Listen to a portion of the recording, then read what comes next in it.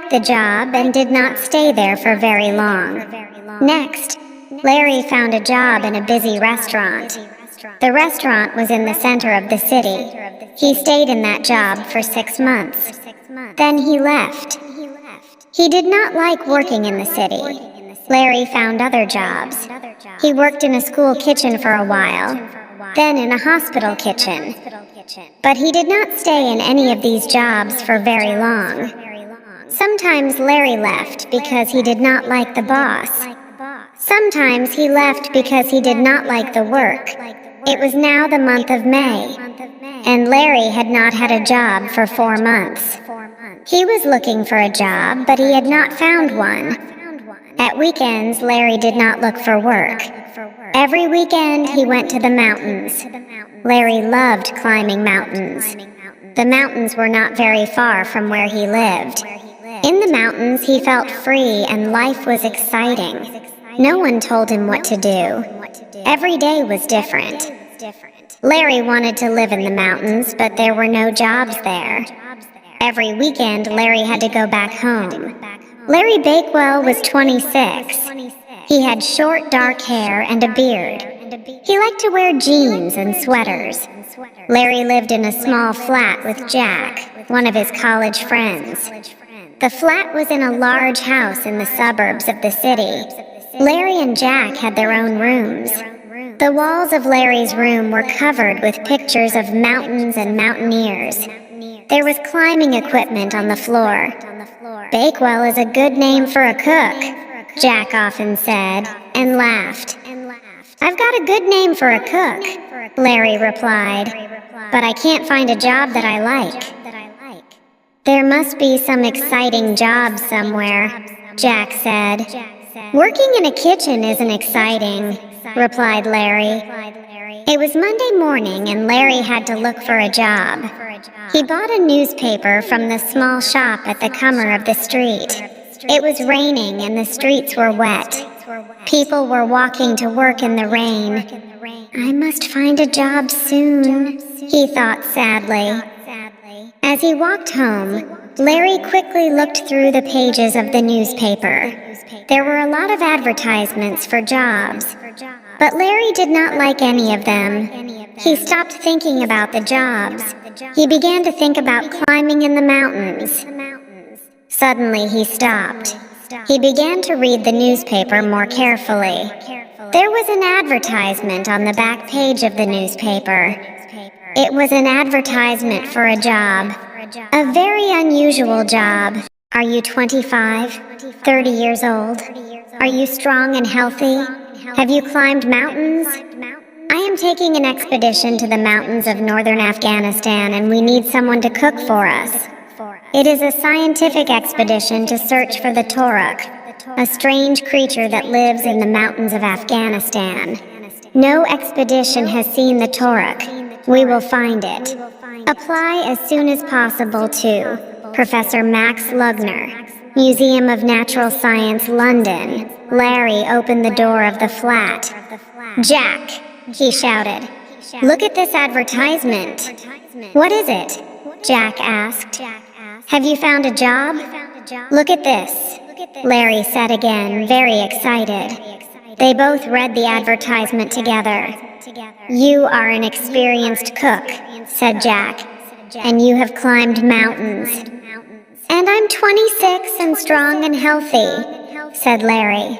This is the job for you, said Jack. They both read the advertisement again. Then Jack started to laugh. But this is silly, he said. No one has seen this creature, the Toruk. They are going to look for something which no one has seen. It isn't silly, Larry replied. It's a job for a cook, and it's a job in the mountains. It's the job I've been looking for. In the afternoon, Larry went to the library. He did not go to the library often. He did not like libraries. Everyone in the library was sitting quietly and studying hard. But Larry wanted to learn more about the Toruk and about Professor Lugner. Larry went up to the librarian and asked, "Where can I find books about animals?" The librarian pointed to a long shelf on the other side of the library. "You will find books about animals over there," the librarian said, and smiled. Larry looked through the books carefully. Some of them were old and dusty. At last, he found a book with the title, Monsters, Fact or Fiction. "Perhaps there is something about the Toruk in this book," Larry thought. Larry opened the book and looked at the titles of the chapters. Each chapter was an article written by a different scientist, and each article was about a strange creature. Larry looked for a chapter about the Toruk. 1. The Abominable Snowman of the Himalayas by Sir Nugent Grant 2. The Rock of Arabia by Muhammad bin Salah 26. 3. The Loch Ness Monster by Angus MacLeod 31. In Chapter 5, Larry found what he was looking for. 5. The Toruk's Claws by Max Lugner 78. Larry quickly turned to page 78 and read the first paragraph of Professor Lugner's article. "I have led 3 expeditions to Afghanistan. Each time we have seen the marks of the Toruk's claws, but we have never seen the Toruk. On the last expedition, the men who saw the claw marks disappeared mysteriously on Mount Kanchen. I believe they were killed by the Toruk. I have seen the claw marks, and I am certain that the Toruk lives in the mountains of Afghanistan." "That's strange," Larry thought. "All the other men who have seen the claw marks are dead. Only Professor Lugner has seen the marks and is still living," Larry thought to himself. Larry looked at all the other books on the shelf. He found nothing more about the Toruk. He looked round the library. Everyone was sitting quietly. They were reading books and studying. Suddenly, Larry decided, "I'm going to apply for the job," he said aloud. Everyone stopped reading and looked up at him. Larry ran out of the library. He went to the nearest telephone. Professor Lugner's secretary answered the telephone. "I'm applying for the job of the cook with Professor Lugner's expedition," Larry said. Chapter 3. A few days later, Larry traveled down to London. He was going to an interview with Professor Lugner. He did not like going to London. The city was crowded and dirty, and he had to wear a suit for the interview. He did not like wearing a suit. Larry was early. He arrived at the Museum of Natural Science at 10:15. His interview with Professor Lugner was at 11 o'clock. "I'll look around the museum before the interview," Larry thought to himself. He went into the large hall of the museum. In the center of the hall, there were skeletons of huge animals and birds. Larry looked at the skeletons. He read the notices underneath each of them. Time passed very quickly. Larry looked up at the clock. It was 5 to 11. "My goodness, I must hurry," Larry said to himself. Professor Lugner's office was at the end of the large hall. "Come in, Mr. Bakewell," the professor's secretary said politely. "Professor Lugner will be here in a minute." Larry sat down and waited. He saw a door with the professor's name on it. There were 3 other people waiting. "Are they applying for the cook's job too?" Larry thought. He did not want to look at them. He picked up a newspaper and began to read. A bell rang. The secretary said, "Mr. Bakewell, Professor Lugner will see you now." Larry got up and the secretary showed him into the professor's room. It was a large office. On the walls there were maps and photographs of the other expeditions. But Larry did not see them. He was looking straight in front of him. He was looking at a huge, strange creature. Half bird, half animal. "The Toruk," said Larry. The creature was about 9 feet tall. Its head touched the ceiling of the room. Larry looked at its large black eyes and long beak. It had a long beak like a bird. but it did not have wings. Long, hairy arms rested at its sides. It had huge red claws on its hands and feet. "Those claws have killed 4 of my friends," said a voice. Larry had not seen the man who was sitting at the desk beside the creature.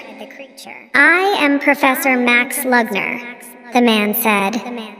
The professor was a small man, about 40 years old. He stood up and shook Larry's hand. Professor Lugner had thin gray hair and a small gray mustache. The professor pointed to the creature beside him. "This is the Toruk," he said. "Beautiful, isn't he?"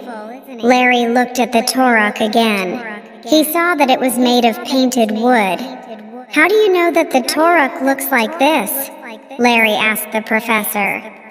"Many years ago, travelers were crossing the mountains into India," Professor Lugner replied. "These travelers saw the Toruk. Many of the travelers died, but some of them lived and drew pictures of the Toruk. I have the pictures here." The professor took the old pictures from his desk. Larry looked at the pictures and at the wooden Toruk. "That was many years ago," said Larry. "Has anyone seen the Toruk recently?" The professor pointed to a photograph of 4 men on the wall. "These 4 men left the camp one night. They never came back. They saw the Toruk." "If the expedition finds the Toruk," Larry said. "If we find him," said the professor angrily. "There is no if. We shall find him." The professor did not speak for a few moments. He walked around the room. At last, he stopped beside a large bookshelf. On the bookshelf, there were many books about the Toruk. "I have written many books about the Toruk," the professor said. "I will write one more book. When I have seen the Toruk myself, I will write my last book. I will tell everybody what it looks like." The professor turned to Larry. "Now I must ask you some questions," he said. He asked Larry about his other jobs and about mountaineering. Larry answered the professor's questions, but he looked all the time at the wooden Toruk. He looked at the Toruk's cruel red claws. Then the professor asked Larry his last question. "You believe that we will find the Toruk, don't you?" "Yes, of course," Larry replied, but he was not sure. The letter arrived. The words "Museum of Natural Science" were on the envelope. Larry opened it quickly. He read the first few lines. "Museum of Natural Science, London SW7, the 5th of June, 19. Dear Mr. Bakewell, we are pleased to offer you the job of cook on our expedition to northern Afghanistan." Larry did not read anymore. "Jack!" he shouted. "Jack, I've got it." Jack was in the kitchen eating his breakfast. "Got what?" he asked. "I've got the job," said Larry. "I'm going to Afghanistan." "Congratulations, Larry," Jack said. "Now sit down and have some breakfast." "I can't eat now," replied Larry. "I'm too excited." "Well, when do you leave?" Jack asked. "I haven't read all the letter yet," Larry replied. He began to read the rest of the letter aloud. Jack listened while he was drinking his coffee. "You will attend a meeting for members of the expedition on July 1st. The expedition will leave London by air on September 1st. We will reach Kabul, the capital of Afghanistan, the following day. When we have found guides, we will leave for the mountains. We will begin our search for the Toruk on September 16th. We will soon see the Toruk. Yours sincerely, Max Lugner, Expedition Leader." "Professor Lugner is sure that he will find the Toruk," Jack said when Larry had finished reading the letter. "Yes," replied Larry. "I can't understand him. He has never seen the Toruk, but he is sure that he will find it." Jack finished his breakfast. He was in a hurry.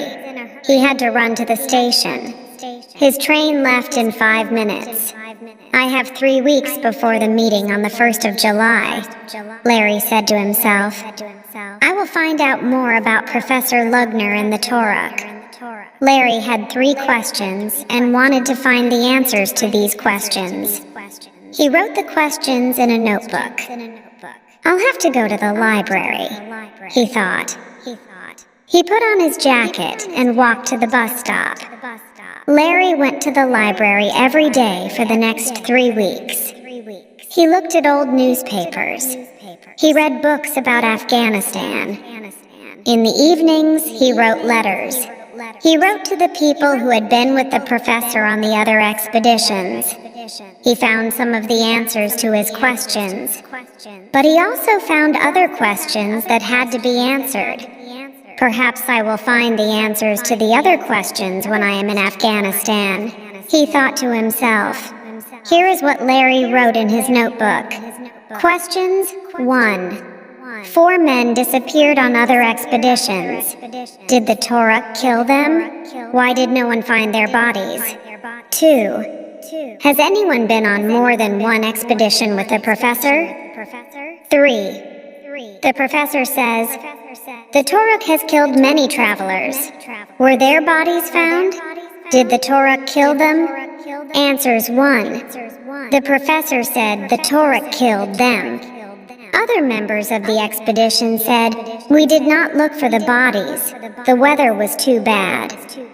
Why does the professor think the Toruk killed the men? 2. No. The professor always goes with different people. Why? 3. Many travelers have died in the mountains. The bodies of some of them were found. Were these travelers killed? The expedition met in a room at the back of the museum. There were 15 members, scientists, a doctor, and a quartermaster. The quartermaster looked after the equipment. And, of course, there was the cook. There were many large boxes and metal cases. The boxes had labels on them. Ropes, food, medical supplies, photographic equipment. The quartermaster was bending over the boxes. He was a young man, about the same age as Larry. He was wearing a dark green shirt and sweater. The quartermaster stood up and spoke to Larry. Are you the cook? He said. I'm Greg Chaplin, the quartermaster. How do you do? They shook hands. What was your job before you joined the expedition? Larry asked Greg. I was in the army, replied Greg. But I got tired of life in the army. I wanted to do something different. I applied for the post of quartermaster, and the army let me come on the expedition. Larry was pleased. I wanted to do something different too, he told Greg. That's why I applied for the job of cook. They spoke for a few minutes. Then Greg said, we must do some work now. He pointed to the large cases marked food. These boxes hold all our food, Greg explained. Larry looked carefully at the boxes. Underneath the food boxes there was another box. It was a large metal box. It had a label on it which said, Professor Lugner Private, do not open. What's in this box? Larry asked Greg. Before Greg could answer, Professor Lugner ran into the room. He was holding a telegram in his hand. Everyone stopped talking.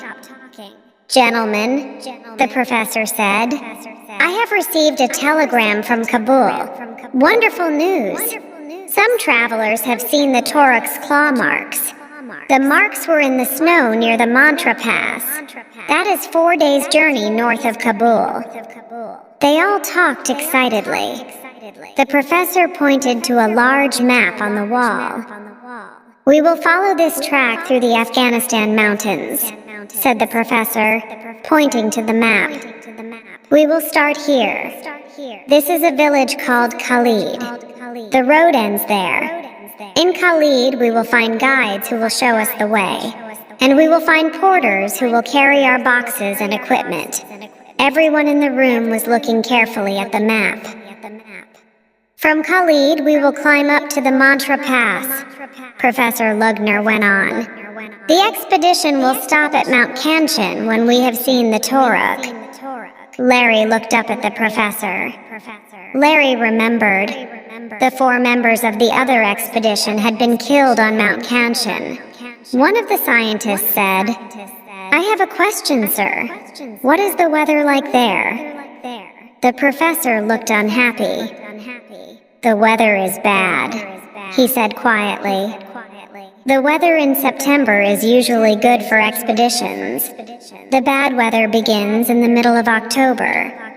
But this year the bad weather has started early. Heavy snow has already fallen. There is more snow coming." "If the weather is bad in Afghanistan, will we wait here in London?" another scientist asked. "No, we will not wait," the professor replied. "We will fly to Kabul on the 1st of September. Chapter 6.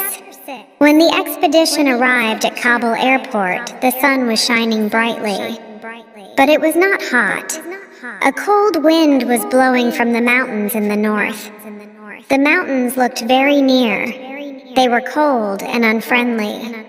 There was a lot of snow on the tops of the mountains, and there were large white clouds in the sky above the mountains.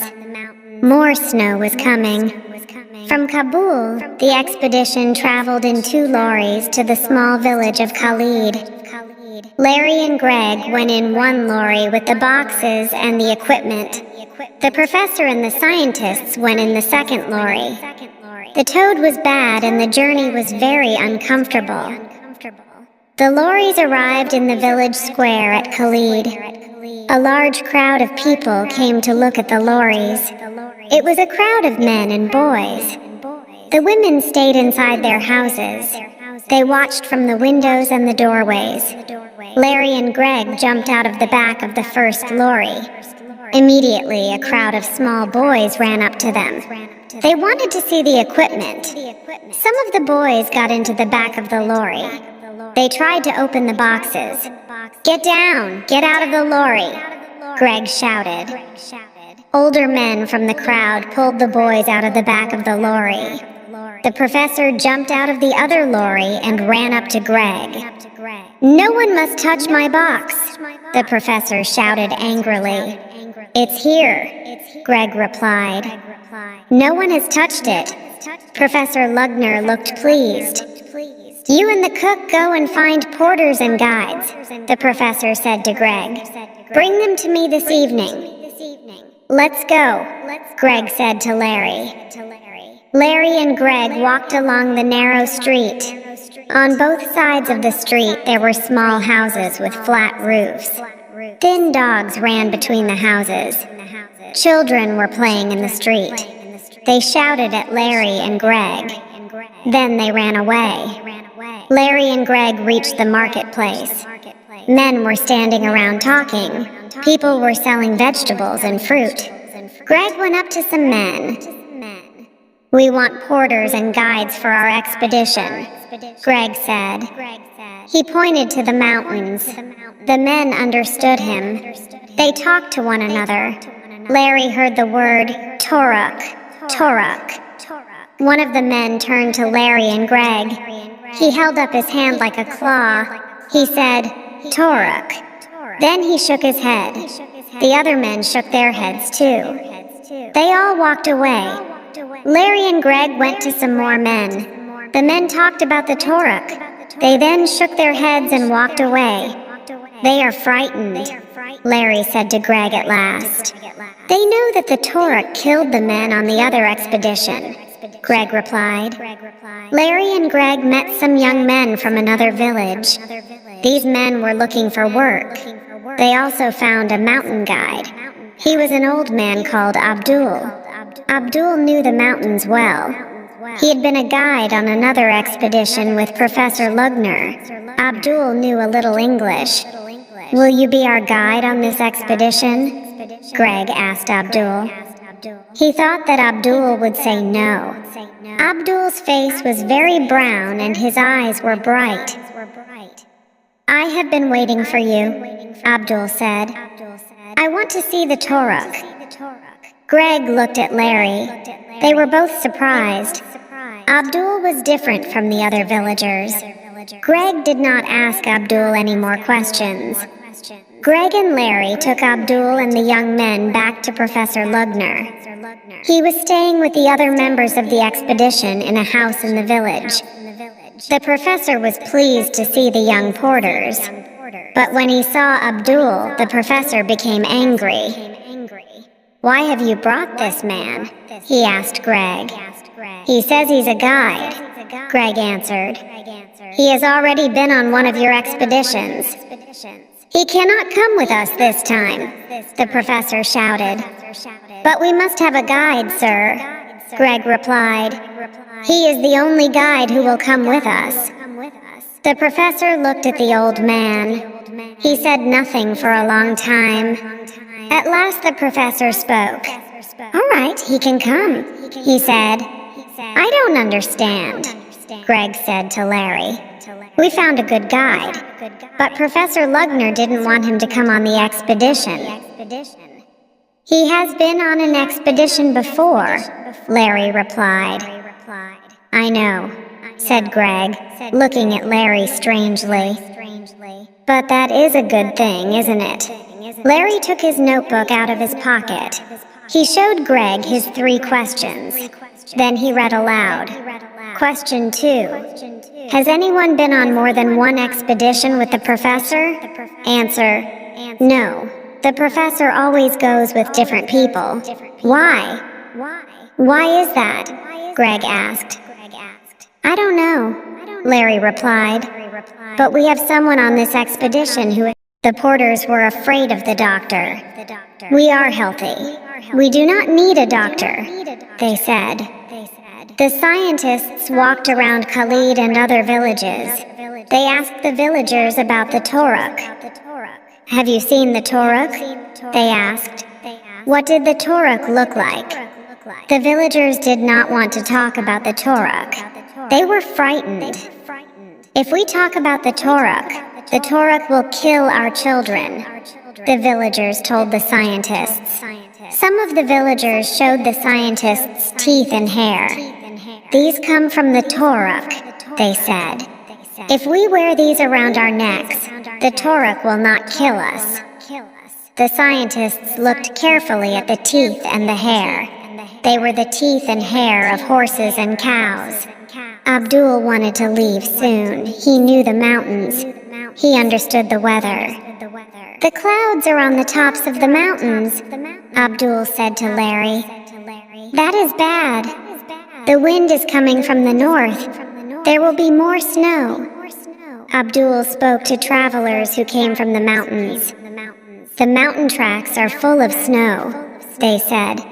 I do not understand your professor, Abdul said to Larry. He wants to find the Toruk, but he always looks for the Toruk in bad weather. Abdul told Larry a lot about the other expedition. The weather was very bad then, Abdul said. Many of the men wanted to go back to Khalid. Why didn't you go back? Asked Larry.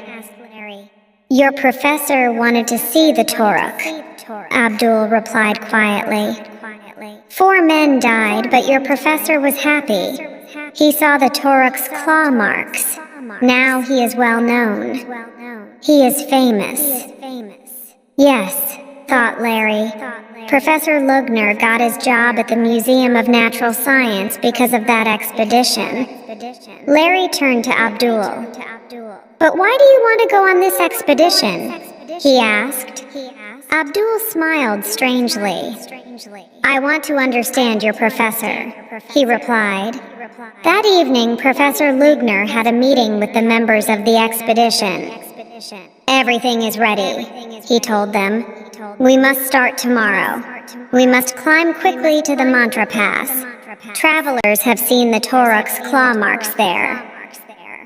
Everyone went to bed early that night. They had to leave at sunrise, but no one slept very well. Larry was thinking about the Toruk. In the morning, the clouds had gone from the mountain tops. The sky was blue. The tops of the mountains were white with snow.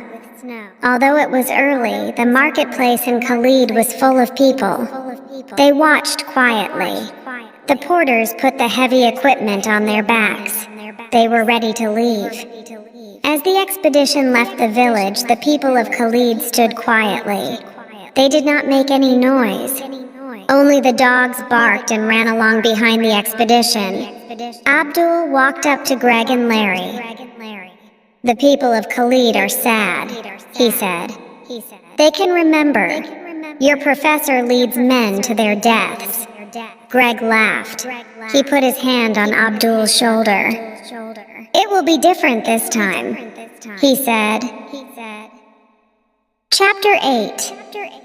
The expedition left Khalid quickly and started to go up the mountain paths.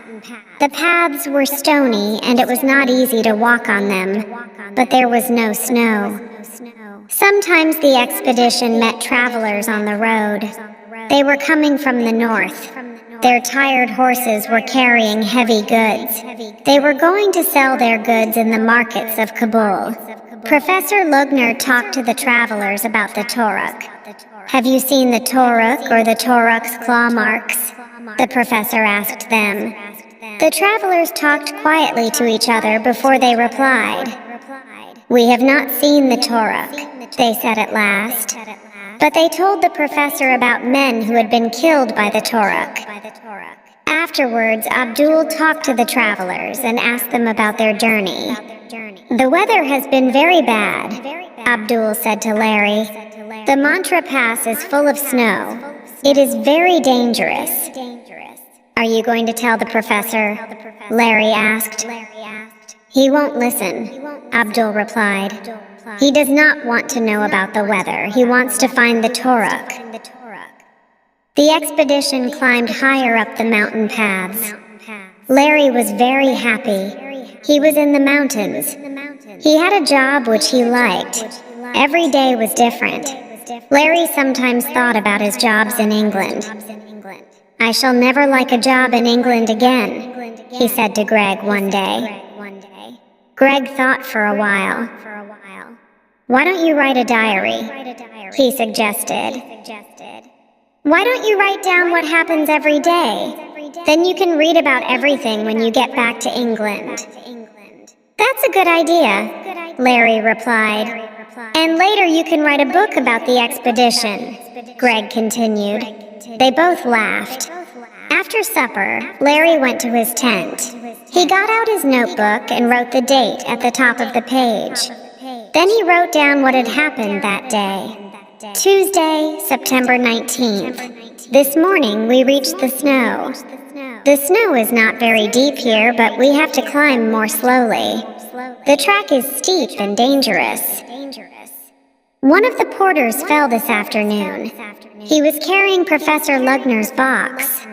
Nothing broken, but the professor was very angry. He did this every night. He made a diary of what happened on the expedition. Wednesday, September 20th. We have climbed higher now, and the snow is deeper. There are clouds all around us. Abdul is a very good guide, but he does not like Professor Lugner. He watches the professor very carefully. We talk a lot about the Toruk now. Some of the scientists do not believe the stones about the Toruk. They say that there is no Toruk. They say that it does not exist. I am not sure. Perhaps there is a Toruk. Perhaps there isn't. Each night, 3 men guard the camp. Each man guards the camp for 3 hours. The guard stags in his tent, but he has to keep awake. He has to listen for the Toruk. Greg is guarding the camp tonight. Thursday, September 21st, today heavy snow fell. We have not left the camp. The wind is very strong. It is difficult to walk. Some the scientists went to see the professor today. They want to go back to Khalid. I do not know why they want to go back. It is dangerous here, but it is very exciting. Friday, September 22nd. This morning all woke up suddenly. There was a loud noise outside the tents. The ground was shaking. The porters began to shout, I locked out of the tent. The air was full of snow. It was pawing from the rocks above us. No one was hurt, but some of the equipment was covered with snow. We have been digging the equipment out of the snow all day. Tomorrow we will reach the Mantra Pass. Then perhaps we win see Toruk. On Friday evening, when Larry finished writing, he was very tired. Everyone was asleep. Larry put out the light and listened to the noise of the wind. What will happen today? He thought to himself. Suddenly, one of the porters began shouting, "Toruk! Toruk!" Larry sat up and listened. "What's that?" asked Greg, waking up suddenly. "I don't know," Larry replied. "I think someone has seen the Toruk." Larry and Greg got up as fast as they could. They put on their boots and opened the front of the tent. There was thick cloud all round the tents. It was difficult to see anything clearly. The other members of the expedition were coming out of their tents. The porters were standing near the professor's tent.